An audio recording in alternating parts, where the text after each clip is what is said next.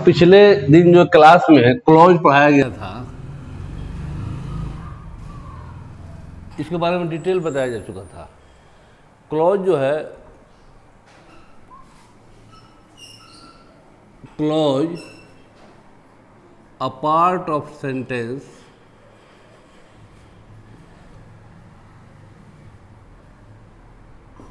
Having subject plus predicate. ये पिछले lecture में हो चुका है। प्रेडिकेट का मतलब होता है फाइनाइट वर्ब प्लस कॉम्प्लीमेंट, और ये तो सब्जेक्ट हुआ ही, यही मेन चीज़ है। अब सेंटेंस, एक सेंटेंस में बहुत सारे क्लॉज हो सकते हैं, एक सेंटेंस में बहुत सारे टुकड़े हो सकते हैं, लेकिन हर सेंटेंस अपने आप में एक क्लॉज नहीं हो सकता है। ये हो सकता है कि एक सेंटेंस हो और उसमें 10, 20, 50 क्लॉज भी हो सकते हैं। Clause is just a part, but लेकिन उसमें क्या है, एक सब्जेक्ट, एक वर्ब और जो कुछ भी है वो होना चाहिए। ये हो गया कंप्लीट इसका क्लॉज का, जो कि पिछले दिन ये डिस्कस हो चुका है। अब इसके बाद से क्लॉज का पार्ट बताना है। क्लॉज के पार्ट में जैसे कि पार्ट्स ऑफ क्लॉज, अगर क्लॉज एक सेंटेंस में प्रैक्टिस में गलती होता है क्लॉज। अब मान लेते एक बहुत बड़ा सेंटेंस है, इसको किस हम ग्राउंड पर, किस आधार पर काटेंगे, ये आधार और बेसिस होना चाहिए क्लॉज का। क्लॉज के आधार पर ही काटेंगे इसको, यानी कि हर के पास एक सब्जेक्ट प्लस एक प्रेडिकेट होना चाहिए, एक सब्जेक्ट और एक प्रेडिकेट। मान लो थोड़ा देर के लिए, अगर हर क्लॉज ये एक फुल सेंटेंस होगा, ये भी सेंटेंस होगा, ये भी सेंटेंस होगा, लेकिन बड़े सेंटेंस के सामने इसको क्लॉज कहा जाएगा। बड़े वाले सेंटेंस के सामने ये क्लॉज होगा और हर क्लॉज अपने आप में एक सेंटेंस होगा। तो there may be so many clauses in one sentence, but one sentence may have many clauses. एक क्लॉज तो है, उसमें एक ही सेंटेंस होगा, लेकिन एक सेंटेंस में कई क्लॉज हो सकते हैं। अब इसे मान लेते हैं कोई आदमी है, जैसे कि राम प्रसाद नाम का कोई आदमी है, इसके 2-3 लड़के हैं, मोहन, सोहन, रोहन, मान लो ये 3 लड़के हैं। तीनों लड़के 3 जगह रहते हैं, बेतिया, मोतिहारी, मुजफ्फरपुर, कोई घर बना लिए हैं। तो ये घर जो बेतिया में है, ये राम प्रसाद का है, और ये तीनों 3 जगह रहते हैं, 3 जगह घर बना लिए हैं। वहाँ पूछा जाएगा किसका घर है, तो मोहन प्रसाद का। मुजफ्फरपुर में पूछा जाएगा तो किसका, रोहन प्रसाद का। लेकिन जब तीनों आ जाते हैं बेतिया में होली की छुट्टी में, तब ये घर किसका है, राम प्रसाद का। यानी कि जितने भी पार्ट होंगे सेंटेंस के, वह उस सेंटेंस के ही पार्ट है, और सभी पार्ट को मिलाने पर अगर एक सेंटेंस बनता है, वो भी सेंटेंस है। ये लोग भी सेंटेंस है, मतलब कि ये छोटा छोटा है, ये भी सेंटेंस है। अब बड़ा मिलाने पर भी सेंटेंस है, लेकिन इसमें कई सेंटेंस नहीं हो सकता है, इसमें कई सेंटेंस नहीं हो सकता है। मेन चीज़ समझने का ये है। और ये लोग जब अलग अलग क्लॉज होंगे, निश्चित रूप से यहाँ पर जोड़ने के लिए कोई न कोई समान होता है, जिसको कहा जाता है कंजंक्शन, कनेक्टर, कंजंक्शन। इसको पहचानने के लिए सबसे जरूरी चीज़ है देखना कंजंक्शन, कंजंक्शन कौन है वहाँ पर। अब एक सेंटेंस देखिए थोड़ा सा, the teacher said and I knew that the earth is round।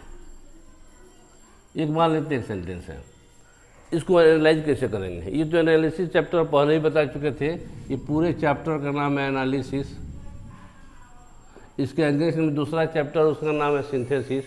इसको डिटेल में जानना इसलिए ज़रूरी है, और समझ के कंसेप्ट के साथ, रट के नहीं। देखते हैं पढ़ाते समय भी देखते हैं कि लोग जल्दी जल्दी कर देता है, लेकिन जल्दी करने का चीज़ नहीं है। क्लॉज अगर बहुत बढ़िया समझ में आ गया तो फिर आगे के लिए कोई प्रॉब्लम नहीं। आगे कॉम्बिनेशन जो चैप्टर पढ़ना है उसका नाम है सिंथेसिस, इसका उल्टा है, इसमें जोड़ना पड़ता है। इसमें प्रॉब्लम नहीं बनेगा उस समय, अगर यहाँ समझ में रहेगा तब। तो इसमें अगर देखते हैं कि ये कह रहा है कि इसको एनालाइज कीजिए, इसको टुकड़ा कीजिए, तो हम देखेंगे कि एक सब्जेक्ट यहाँ पर है और एक वर्ब है। ये वर्ब का मतलब प्रेडिकेट हो गया, वर्ब प्लस जो कुछ भी आलतू फालतू है सब मिलाकर प्रेडिकेट हुआ। ये सब्जेक्ट प्रेडिकेट, और ये सब्जेक्ट और प्रेडिकेट, फिर जो है यहाँ ये सब्जेक्ट और यहाँ से यहाँ तक ही हुआ प्रेडिकेट। तो इसका मतलब हुआ यहाँ पर इसमें कितने हुए, 1 2 और 3 क्लॉज हो गए। अगर ये 3 क्लॉज हुए, तीनों क्लॉज को जोड़ने के लिए दिखाई दे रहा है नहीं, ये कंजंक्शन है। तो कंजंक्शन की बात तो इसके बाद में कंजंक्शन पढ़ाया जाएगा, हो जाएगा क्लियर, उसमें घबराने की जरूरत नहीं है। अब रहा कि ये 3 क्लॉज हैं, तो टाइप्स ऑफ यानी parts of, types of, part नहीं, टाइप्स ऑफ क्लॉज ये कितने होते हैं। पहला वाला जो है सेंटेंस है क्लॉज, इसको हम देखेंगे पहले, तब इसको हम समझेंगे कि अपने मीनिंग के लिए, अपने अर्थ के लिए कंप्लीट है कि नहीं। टीचर ने कहा, अगर सब मिटा दिया जाए, इतना ही बच जाए, तो इतना का मीनिंग क्लियर हो जा रहा है। टीचर ने कहा, अगर ये क्लियर हो जा रहा है तो इसको कहा जाएगा प्रिंसिपल क्लॉज, यानी कि पीसीएल, प्रिंसिपल क्लॉज। दूसरे भाषा में इसको मेन क्लॉज भी कहा जाता है। कहीं बुक में मिल जाए तो घबराने की जरूरत नहीं, एक ही बात है। इतना ही बल्कि इसको इंडिपेंडेंट क्लॉज भी कहा जाता है। कोई नाम लीजिए, सब एक ही बात है। ये तीनों नाम से पुकारा जाता है इसको, ये प्रिंसिपल। इसकी विशेषता ये है कि वह क्लॉज जो अपने मीनिंग के लिए, अपने अर्थ के लिए किसी दूसरे क्लॉज पर डिपेंड नहीं करता है। यानी कि the clause doesn't depend for meaning on other clause.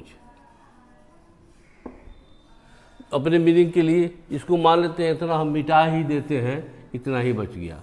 तो क्या इतना के लिए हम इतना ही का मीनिंग निकालेंगे कि टीचर ने कहा, तो अपना स्पष्ट मीनिंग दे रहा है। फिर आगे बढ़ते हैं, और मैंने जाना, और मैंने जाना ये भी अपना मीनिंग दे रहा है कंप्लीट। तो ये भी, इसको भी क्या कहेंगे हम, प्रिंसिपल क्लॉज। आगे जो है कंजंक्शन है, देखिएगा हर जगह कंजंक्शन से जुड़ा हुआ रहेगा। ये जो है कि धरती गोल है, और कहा जाए कि धरती गोल है, तो लग रहा है कि कुछ छूटा हुआ है। अरे की से सेंटेंस शुरू होता है, कि धरती गोल है, इसका मतलब मैंने जाना कि धरती गोल है, या टीचर ने कहा कि धरती गोल है। कोई एक प्रिंसिपल क्लॉज होगा जिसके ये, जिस पर इसका मीनिंग आश्रित होता है। इसको कहा जाता है डिपेंडेंट क्लॉज।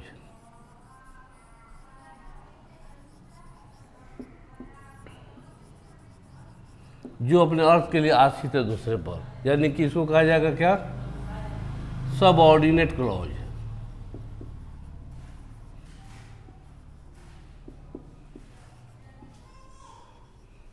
या डिपेंडेंट क्लॉज।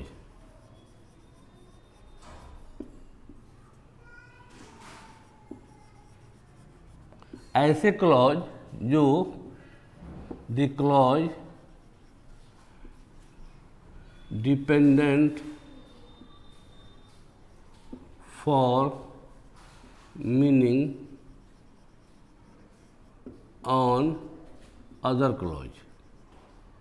अदर क्लॉज क्या होता है ये, यानी कि हमेशा जो ये अदर क्लॉज होगा वो प्रिंसिपल क्लॉज होगा। पीसीएल शॉर्ट में लिख दिया गया है, यानी कि प्रिंसिपल क्लॉज पर ही ये क्या हुआ, डिपेंड करेगा। वैसे क्लॉज को कहा जाता है क्या, सबऑर्डिनेट क्लॉज। तो सबऑर्डिनेट क्लॉज बहुत सारे सेंटेंस में हो सकते हैं, प्रिंसिपल क्लॉज बहुत सारे सेंटेंस में होते हैं। अब इसको मानते हैं हमको लिखना है, इस सेंटेंस को कहा जाएगा एनालाइज कर दीजिए। एक और सेंटेंस लिख देते हैं और क्लियर हो जाएगा। बॉयज से to the teacher and the teacher teaches maths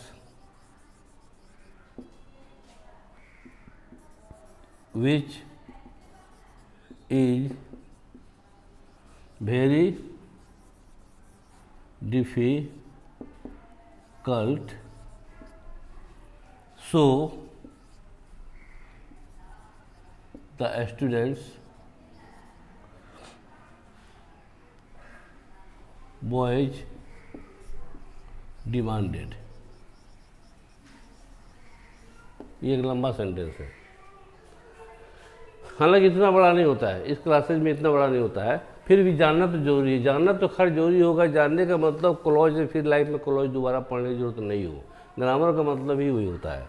तो बॉयज से टू द टीचर, इसमें ये सब्जेक्ट है और उसके बाद एक वर्ब है, वर्ब के साथ जो कुछ भी है सारे को कहा जाता है क्या, प्रेडिकेट। ये स्पष्ट दिखाई दे रहा है, कंजंक्शन है। फिर एक सब्जेक्ट हुआ, इस सब्जेक्ट के बाद एक और दिखाई दे रहा कि ये वर्ब है, वर्ब के बाद ऑब्जेक्ट है, यानी कि एक प्रेडिकेट हो गया। आगे फिर एक कंजंक्शन दिखाई दे रहा है, लेकिन ये कंजंक्शन जो है सब्जेक्ट भी है।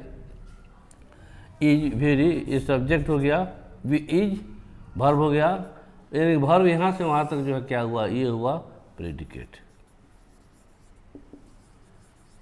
फिर एक कंजंक्शन है और ये सब्जेक्ट हुआ, ये हो गया वर्ब, यानी कि इसको प्रेडिकेट कह सकते हैं।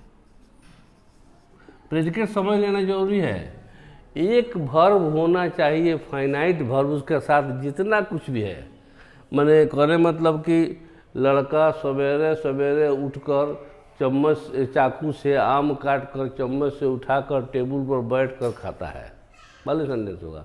तो लड़का हो गया सब्जेक्ट, खाता है वर्ब, बाकी सब जितना है वो सब कॉम्प्लीमेंट है, तो कॉम्प्लीमेंट प्लस वर्ब वो जो है प्रेडिकेट होता है। इसलिए सेंटेंस की लंबाई से डरने की जरूरत नहीं है, सेंटेंस जितना लंबा होता है उतना ही ईजी होता है उसको एनालाइज करना, क्योंकि उसमें सब कुछ मिल जाता है। तो ये हो गया, जब इसका मीनिंग निकालेंगे तो क्लियर हो जाएगा। ये प्रिंसिपल क्लॉज हो गया,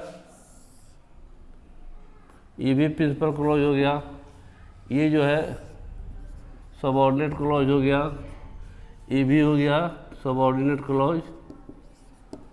अब ये दो सबऑर्डिनेट हो गए और दो प्रिंसिपल हो गए। तो जब लिखेंगे तो लिखने के लिए इसको क्या कर देंगे, प्रिंसिपल क्लॉज हो गया, इसको भी प्रिंसिपल क्लॉज,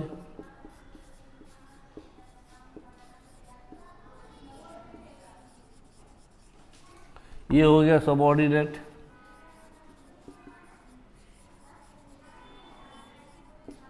ये हो गया सबऑर्डिनेट क्लॉज, दो सबऑर्डिनेट हो गया। तो ये दो प्रिंसिपल जब एक सेंटेंस में होंगे, जैसे कि एक राजा को दो लड़का है, तो दोनों का तो संपत्ति में समान हिस्सा होता है, लेकिन जो बड़ा होता है वही राजा बनता है, यानी जो पहले आ गया वो हो गया प्रिंसिपल क्लॉज। और दूसरे वाले को ये नहीं लिखकर इसके जगह पर हम लिख देंगे कोऑर्डिनेट, को मतलब होता है समान, coordinate clause to principal clause. ये प्रिंसिपल क्लॉज का कोऑर्डिनेट हो गया, यानी कि प्रिंसिपल क्लॉज के समतुल्य हो गया, समान हो गया, उतना ही पावर रखता है। फिर जब इधर आएंगे एक सबऑर्डिनेट है, तो फिर दो बार सबऑर्डिनेट लिखना ठीक नहीं है, इसको भी लिख देंगे वही चीज़, इसको हटाकर, यानी कि कोऑर्डिनेट टू सबऑर्डिनेट। बहुत सिंपल ग्रामर है ये, सबऑर्डिनेट हो गया। तो अब इस तरह हम देख रहे हैं कौन चीज़, तो एक क्लॉज ये हुआ, एक क्लॉज हुआ, एक नया आ गया इसमें कौन चीज़, coordinate.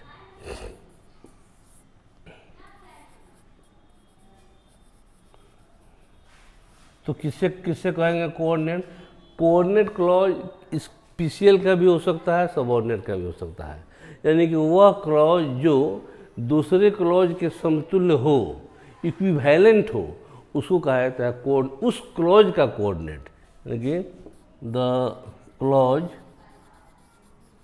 Equivalent to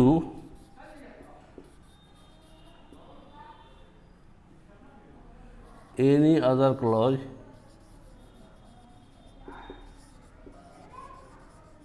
is coordinate to that clause, उस क्लॉज का ये कोऑर्डिनेट होगा। इस तरह इसको हम कह सकते हैं ये क्लॉज है, ये भी पीसीएल हो गया, ये भी पीसीएल हो गया, यानी प्रिंसिपल प्रिंसिपल क्लॉज। तो दो प्रिंसिपल लिखने की जरूरत नहीं है, लिखिएगा, कोई बुरा बात भी नहीं है, किताब में लिखा ही रहता है, लेकिन आगे चल के थोड़ा दिक्कत होगा जब कॉम्बिनेशन का काम आएगा तब, इसलिए कोऑर्डिनेट जो है अलग से जान लेना जरूरी है। वही क्लॉज, वही प्रिंसिपल क्लॉज, वही प्रिंसिपल क्लॉज, जब इसको दो बार लिखना है तो एक बार इसको कोऑर्डिनेट कर देंगे, कोऑर्डिनेट टू प्रिंसिपल क्लॉज। और सबऑर्डिनेट भी अगर 4, 5, 10 भी रहे तो क्या है, एक सबऑर्डिनेट हो गया।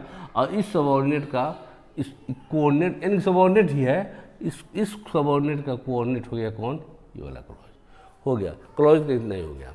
अब इस क्लॉज में जो है आगे जब बढ़ेंगे तो फिर जो है अब इस सबऑर्डिनेट, ये प्रिंसिपल क्लॉज का कोई पार्ट नहीं होता है, इसकी बात तो करना ही नहीं है, क्योंकि ये क्लॉज दूसरे क्लॉज के समतुल्य है। अब रहा मेन ये सबऑर्डिनेट, इसके कई पार्ट होते हैं। एक होता है नाउन क्लॉज, इसके लिए अलग करना पड़ेगा। दूसरा होता है एडजेक्टिव, तीसरा एडवर्ब क्लॉज।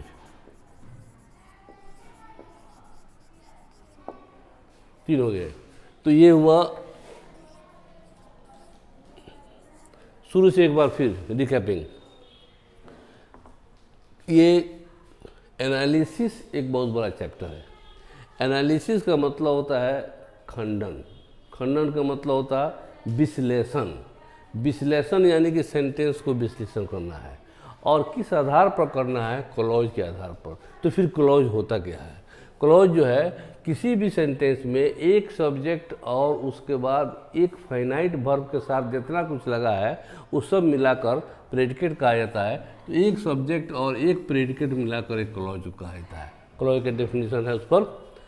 अब उसके बाद से क्लॉज को एक सेंटेंस में कई सारे क्लॉज हो सकते हैं। ऐसे तो कॉमनली 2 ही क्लॉज करके बताया जाता है, लेकिन 2 से काम चलेगा नहीं, 10-20 जानने में क्या प्रॉब्लम है। तो 2 क्लॉज होता है। तो मान लेते 2 क्लॉज का सेंटेंस होगा, बहुत छोटा हो जाएगा। जैसे फिर एक सेंटेंस लिख देंगे, he said that Mohan was ill. ये तो छोटा ही सेंटेंस है। तो ये हो गया ही सेड कि मोहन बीमार है, यह सबऑर्डिनेट दिखाई दे रहा है। ये हल्का के लिए हो गया ये सबऑर्डिनेट, इसी को थोड़ा सा बढ़ा दिया गया है। ये हो गया प्रिंसिपल क्लॉज। अगर कई प्रिंसिपल हो जाएं तो एक प्रिंसिपल का दूसरा कोऑर्डिनेट हो जाएगा, कई सबऑर्डिनेट हो जाए तो एक सबऑर्डिनेट का दूसरा कोऑर्डिनेट हो जाएगा, है ना। अब इसके बाद अगले लेक्चर में ये होगा पार्ट्स ऑफ सबऑर्डिनेट। ये जो होता है principal clause is only one, there is no part of principal clause, there is no part of coordinate clause, because coordinate clause itself is equivalent to other clause. उसका तो अपना part का सवाल नहीं होता है, बचा सबऑर्डिनेट। तो सबऑर्डिनेट क्लॉज के 3 पार्ट्स होते हैं, नाउन, एडजेक्टिव और एडवर्ब क्लॉज, है ना। अब इसका जो है अगला, इसके बाद वाले में लेक्चर में उसको दे दिया जाएगा।